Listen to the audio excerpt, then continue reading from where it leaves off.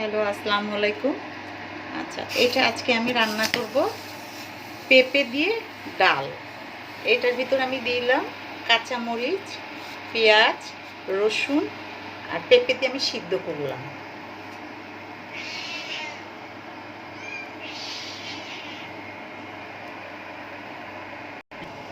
আমার ডালটা সিদ্ধ হয়ে গেছে, আমি এখন একটু লবণ দিব। লবণ, একটু হলুদ,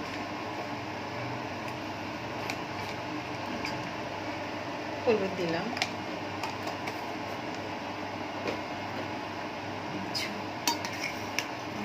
পেঁপেটাও সিদ্ধ হয়ে গেছে, আমি একটু পানি দিয়ে দিব। আচ্ছা,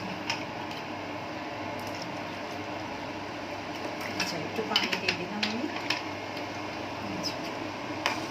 এরপরে আমি তেলে দেব।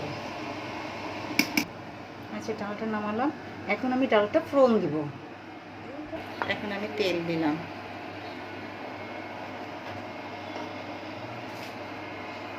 আমি একটু ফোড়নের মধ্যে দুটো শুকনো মরিচ দিই।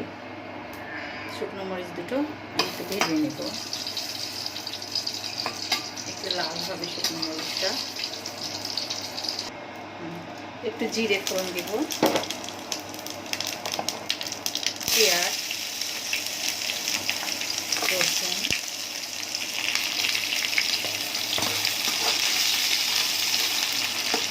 পেঁয়াজটা লাল হয়ে গেল, আমি এখন ডালটা দিয়ে দিলাম।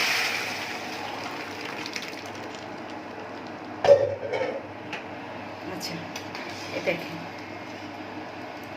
ডাল রান্না করে মজা করে খেয়ে দেখবেন, দেখে আমাকে লাইক এবং কমেন্টস, সাবস্ক্রাইব তো অবশ্যই করবেন, আশা রাখি সেটা।